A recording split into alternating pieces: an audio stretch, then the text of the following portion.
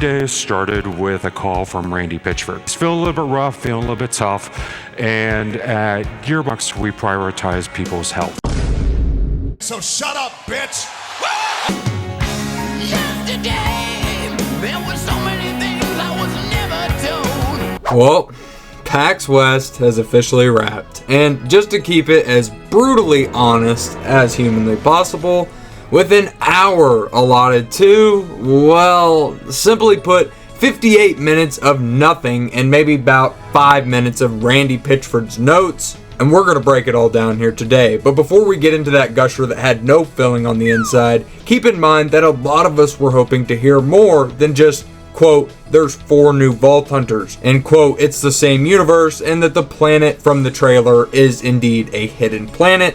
Literally, other than that, we got some screenshots that I'll quickly go over here in a little bit. But if those cliff notes were just 2% of the notable information, what really happened at Pax West that everyone is avoiding on their YouTube channels? Well, don't worry, because Hellfire is going to break it all down right here, right now. Because Borderlands 4 might be cooked. Alright, and for anybody that's seen my last 2 videos, you'll know that I'm working on a nice little episode for Mr. Randy Pitchford. But first, we've got some more Borderlands 4 pre-release news that I've got to get to. So, with that being said, the first thing that we need to break down from top to bottom is the PAX West main theater show that Gearbox flopped out here just a few days ago, where we begun the panel with the clip at the beginning with Goofball number 1 here telling us that Randy will not be making it this evening. And the first note that I wanted to make here is that in classic Gearbox fashion, they botched the audio and it's popping in and out, making these annoying noises the entire time. So when there are clips during PAX West during this video, just remember that that's another Gearbox staple, as they quite literally never pull these events off without a mistake. Sorry about this, you guys. I'm really nervous because we have another video that I really want to make sure it's perfect. How we doing?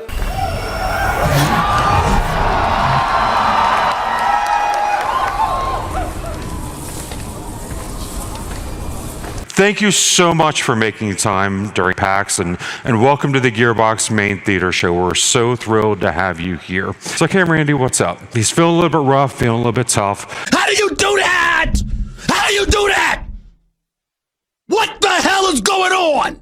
And in all reality, Randy was probably backstage fiddling around with his USB drive that accidentally got mixed up with his Borderlands stuff. Or maybe about to have a panic attack because he knows how bad the movie flopped out on its face and how upset the Borderlands fans are about it. But that's neither here nor there. Gearbox CEO Randy Pitchford claims that he's sick, which happens to be the same thing that I said when I had any math test that I knew I was going to fail the next day back in high school. It's just an easy excuse. And we move on to the Risk of Rain 2 segment next, which, yeah, whatever. Who cares? You're here for Borderlands, and this is where we get into it. Alright, it's a couple days since I recorded the initial commentary that you're hearing for this video, but it actually looks like Hopu Games has just folded after the Risk of Rain 2 DLC completely shit the bed for Gearbox, who worked on it all on their own, says CEO Randy Pitchford. Which, if you did not know, Gearbox picked up Risk of Rain many moons ago at this point,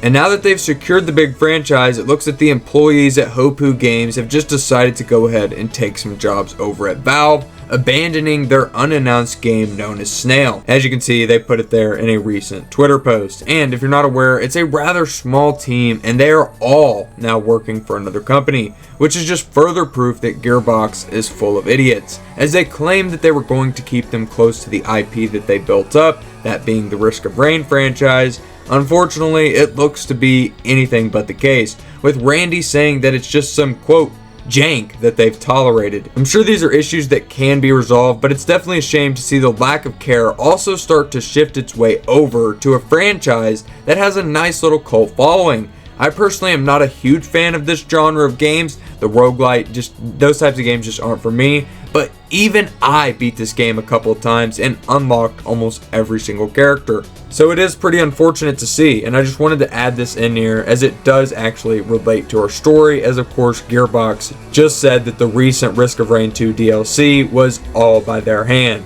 We then get to see some Gearbox goons step out onto the stage, one being Mr. Sam Winkler, the narrative director and writer from BO3 and onwards in the franchise. Meaning, yes, he's responsible for the story that can now be skipped due to a recent patch that coincided with the Borderlands movie.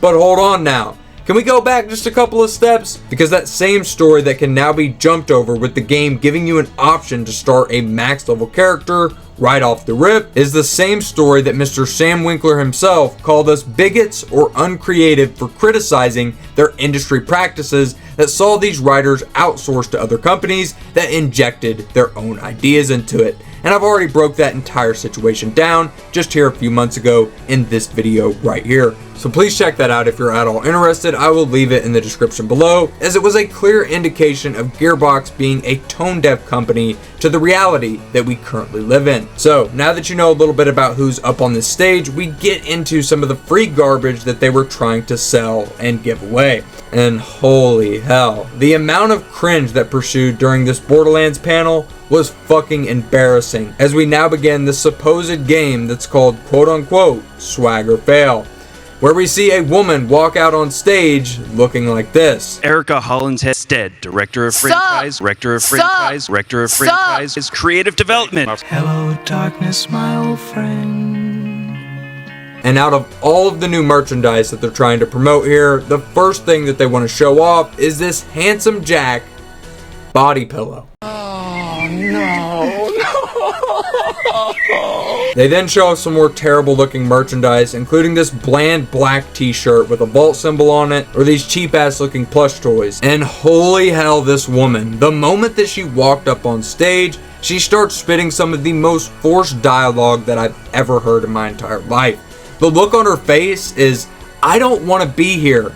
And the outfit that she is wearing, actually one of the worst things that I've ever seen. But regardless, we then see them go on to play this game with the audience. And now the real cornball fest begins, as a bunch of cosplayers come up on the stage. And my god, man, we got Cheeseburger Zero and Not So Handsome Jack, and a couple other just absolutely awful outfits. I guess they didn't want to pay any of the big cosplay people this time around, because, you know, they literally just did for the movie with the red carpet event. But regardless, they are here to basically serve as a cringe board for Gearbox and the crew, as they are there to answer some of these questions for the audience, with no microphone, mind you. So they just kind of awkwardly stand around and ask each other what they think. And the first thing that they decide to give away is a Borderlands lore book, which nobody bought. The next prize given away is this cheap looking Psycho action figure, or at least attempted to give away, as the group on stage ended up getting the question wrong. And I can see why, as I don't know a single Borderlands fan that's getting this question correct. What protein is contained in bandit blood? Nigga, what the fuck is this bullshit? And just a little side note, I was curious, so I went and looked up this minifigure and I actually found a listing of it over on eBay. And as you can see, it's just that. It looks fucking tiny. As you can see, just a comparison of the dude's hand that's holding it here. Like, what is this? Like, this was maybe produced for a maximum of $5. And apparently they're trying to sell these things for $30. And let's go ahead and roll a clip of them figuring out what the answer was. That wasn't even a we are pun. looking for is hemoglobin. Boo. Okay, moving on from that one. What you doing there, Bill? Satellite dish trouble? No, I'm just up here to kill myself. Seriously, what in the actual fuck was that? The audience didn't even know what to say either, as they just kind of sat there in silence. And what followed wasn't any better, as they offered up some sort of custom inked t-shirts, but this time around, they wanted everyone to quote unquote dance like Claptrap. Can we get some wub wub? 3, 2, 1, drop!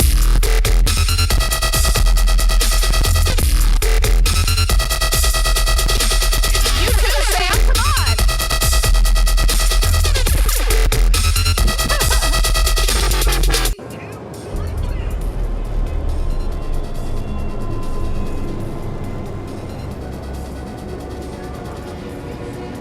She wouldn't. It's my birthday.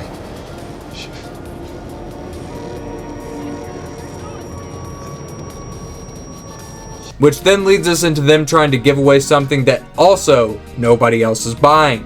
the Tiny Tina's Wonderlands comic book. And they actually ended up messing up and showing the Wonderlands comic book beside the question a little bit too early, as you can see in the background there. I'll go ahead and slow it down, maybe play it a couple times, but yeah.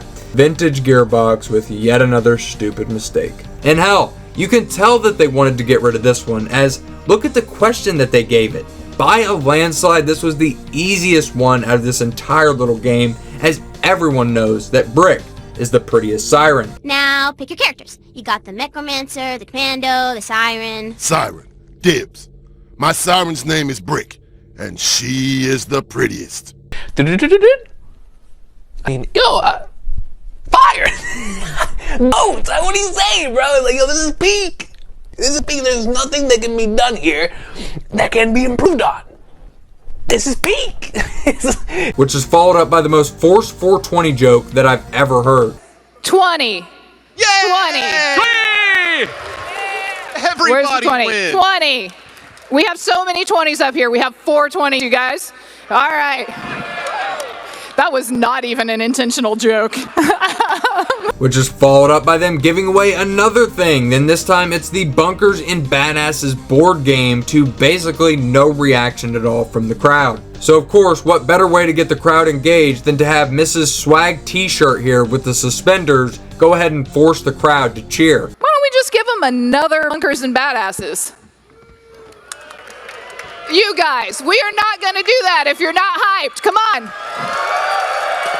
And this is followed by a corny segment where this woman gets butthole placed on her forehead. And again, Just like the Queen does.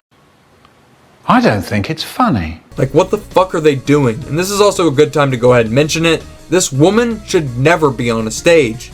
Ever again. She couldn't be any more obvious that she has no interest in being there. And finally, by some grace of God, after 30 minutes of excruciating garbage, we get someone on stage who actually knows a thing or two about Borderlands 4. And for one, this amount of time that they killed on stage just lets me know that they're scared to tell us anything at all about this game. As Randy himself allegedly said in a DM to another Gearbox goon, that they have no release date for Borderlands 4 planned as of right now, which is a huge problem that explains why we just got the wishlist now as a prompt at the end of the teaser. Because if they had an actual release date, they would have probably just given it to us then. But the best thing confirmed for me out of the entire Pax West event is something that I can proudly say that I was wrong about in my last video where I broke down the trailer. And that's that the multiverse theory was in fact debunked. You wonder where the moon went?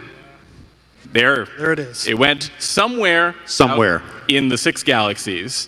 Same universe. Same universe. And it's actually a shield with a hidden planet, which just lets us know that the arm very well could also be an Iridian, which was the other popular theory, and it just wasn't what I had envisioned when I first saw the teaser. But man, am I happy to be wrong. They then confirmed that the game will be taking place on this new planet, which also essentially confirms that there will be less returning characters, but I'll get to more of that here in a minute. And that doesn't really sound great to me, but thankfully that's not explicitly what they said, as they just said that they will now be focusing on more new characters. And as you all know, the new characters in, say, a Borderlands 3 or a Wonderlands, yeah, not the best. Far from it, in fact. So that raises a bit of red flags for me as well.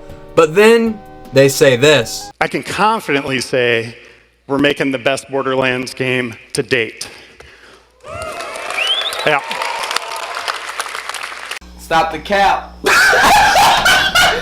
the cap right now. Stop the cap. No boys. Yeah, no. I want to believe that that's true, but you can't just say that while showing us absolutely jack shit. We then got a 55-year-old MG up on stage confirming those leaks from a month ago, saying that they had got to work on Borderlands 4 just weeks after the third game had launched. Literally the hours after we shipped the previous one. So like at the tail of Borderlands 3, where we're playing the game, we're watching you guys play the game, we're all enjoying that experience together. And then in those ensuing weeks, we're thinking about what can we do to continue that journey together. And the next part is something that does give me some hope, as right after the leaks were confirmed to be true, he said that we will be hearing more about the game in the coming weeks and months, which is big for the reason of we could still get this trailer at the Game Awards in December of 2024. This is, again, keep in mind, really, really early. We're just starting talking about Borderlands 4. We got the teaser trailer out. We're going to talk about that. We're going to a little bit of stuff today. In the coming weeks and months, you're going to hear a lot more exciting things about Borderlands 4. And that's followed up by another one of the peak moments that I actually missed during the first time I watched it, where Penis Wrinkle, the guy with the ugly ass outfit, asked them this. Right. Well, the Firehawk is the beginning of this trailer, but really it's the ending of Borderlands 3. Has anyone played Borderlands 3? Has anyone beaten it? I did. To which one of the developers replies with a snarky whisper saying this. Endgame? No one's at Endgame. No one's at Endgame. No one's at Endgame. No one's at Endgame. To which Sam Winkler awkwardly fake laughs his way through it, knowing that it's damn well true. Sam. They also talk for 5 minutes about how Randy Pitchford took this video of this plastic mask to show them how it should have been at the end of the teaser trailer, which just dragged on for far too long, with them also mentioning how they enjoy us breaking down every little thing that they say. Sorry about it, boys. Gotta do what I gotta do. And that there led us right into them saying this. And it starts at a real honest place. What do our fans love? What do we love?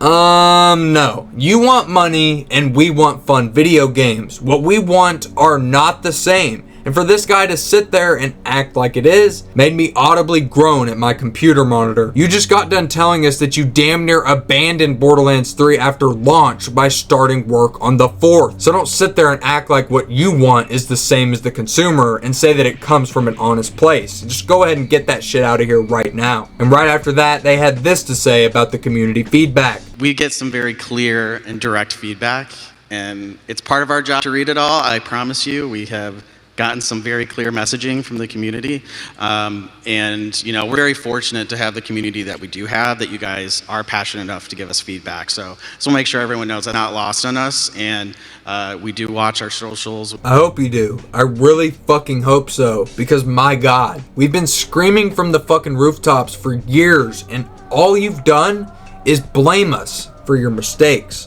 And while I believe that you still look at what we say, I don't think that it's being taken into account anymore. So when you say that it's not lost on you, don't any of you do that again. I will shut that shit down, no exceptions. A good way of confirming that would have been, I don't know, hey, the game's not live service, or dedicated loot farming is coming back, or we have a raid boss planned for launch. Just stay tuned, guys. Just any small vague detail like that. Instead, you decide to reveal that there's 4 new Vault Hunters in the game. Ain't no way. Ain't no fucking way. Yeah, this reveal honestly rivals that of Lilith being the actual siren in the Borderlands movie. And we move on to another terrible fact that gets dropped about the game, where Sam here just casually says that he wants to keep the humor that, let's just roll the clip. Never mind. I don't even want to talk about it. We want to make sure that the world is reactive, that the world is grounded, that, while we keep our humor... No! God! That brings a lot of people coming back to our franchise. While we keep our humor... that brings a lot of people coming back to our franchise. No! God, please, no! No! The next big note comes from Top Dollar, aka ex-WWE employee that just recently did this. I already don't like it. There is absolutely no way! You gotta be kidding me! I guess there's a reason he doesn't do that often. Anyways, I guess he works at Gearbox now, and he said something that we've been asking for years. He talked about seeing the player in cutscenes, so that's actually pretty interesting, and I'm cool with that by all means, but having to sit through 53 minutes of hoopla just for that wasn't really on my bingo card, if you catch my drift. And then we finally get to see the concept art of Borderlands 4. And this first screenshot looks more along the lines of something you'd see in Destiny, so I'm not really sure what to think of that. Something that I did see some of you guys chatting about was that it seems like they're leaning into a realistic style But if you zoom in, you can see the dark lines that very much do represent that Borderlands cartoony style. So I don't think we have anything to worry about there. The second one reminds me of the vault in Borderlands 1 and just those last couple areas that are leading into it, with a lot of the whites and grays in the color palette. We also get to see some human life in one of these screenshots, confirming that there is going to be societies and shit that we've never encountered on these new planets, which is definitely interesting, but I'm not going to be holding my breath until I see the game for myself. The next one reminds me of Cyberpunk, and I've seen some say that it looks like Control Core from BL2, but whatever, these are just concept arts at the end of the day, and it doesn't exactly accurately depict how the game is going to look. Pretty much also confirming that the style from Borderlands is indeed going to be there, as well as the ship that potentially our Vault Hunters could be flying in this next game. You can see a bit of this area that looks like it's going to be a tower that you could access the top of, so potentially more vertical movement as well. But that's really all I've got to say about those screenshots. And at the end here, it's said to be a problem that they have so many characters. One of the wonderful problems we have is we have so many great characters. Like we just talked about some of the Vault Hunters. Then directly after, having a big emphasis on it's a new planet, and quote, it's a new place with a focus on new characters over the old. I'll roll the clip so you can see exactly what was said, but this just confirmed what I was alluding to earlier, that there's going to be less returning characters. Man, it's a great problem to have, where we have a ton of characters that we want to spend time with. And we, by the way, we do incessantly listen to what you guys talk to on the internet and on forums and stuff like that. We listen to all of the characters that you love and the characters you don't love, and we want to do that. But we're also creators. We want to come to the table and we want to add something new to the sauce every time, right? Absolutely, and with the new planet comes a lot of new characters. In fact, in Borderlands 4, we're trying to focus on new characters and new stories, answering questions about... Probably a little bit more new than yes. Oh, because we're in a new planet, a brand new place, right? To which Sam Winkler pauses and almost looks to the others for permission before saying this. Yeah. Looking at me, That's a true statement. That is correct. We can say that. And that's pretty much it. Pax West Borderlands panel closed out with a couple of cool things that I mentioned today, with a whole lot of corny shit to go alongside it, which includes, but is not exclusive to, all of these paid by Gearbox or requested videos that have been uploaded in the last week. As trust me, it is no coincidence that 6 of these ranking videos for Borderlands 4 popped up in the same day. And sure, creators in this community take inspiration from each other all the time, others blatantly stealing and claiming ideas as their own. It seems that history is yet again repeating itself, with Gearbox grasping at straws to get us interested, them already beginning the next 2K Next Maker search, and making a laughingstock out of themselves for an hour just to give me this video here today. So, I hope it was worth it, dipshits. As to why so many creators are avoiding talking about the dumb shit that this company is doing, I have no idea. As I know for me personally, if I had been biting my tongue for as long as these guys have been, I would have probably bit the damn thing out of my mouth by now. And here's the biggest problem with all of this and why I say it might be cooked. Because last week, you can see in my everything that you need to know about the teaser trailer video that I was excited and optimistic for what was to come. But as more has come out and the days have progressed, I've started to just feel more and more whatever about it, as they haven't given us anything to sink our teeth into yet. And I'm going to be patient. I'm not wishing for the game to be a brutal failure. I just don't really feel any type of way about the game. I'm not excited that it's coming because I already knew that it was, and I'm not disappointed that there wasn't already gameplay showed off at PAX. I just don't even feel anything for the game anymore. Yes, I want it to succeed, but I'm tired of wasting energy thinking that it will, when all signs are pointing to the complete opposite, as sometimes feeling no way at all about something is actually worse than loving or hating it, as all I want is for Borderlands to make me feel again. So keep the Dusty Wonderlands comic book to yourself and cancel any planned sequels to the Borderlands movie. And remember that a lot of it comes down to the head of the snake himself, Randy Pitchford. And while you may have dodged a bullet by playing hooky this time, faking sick isn't going to stop me from uploading my next video. And I'll see you then.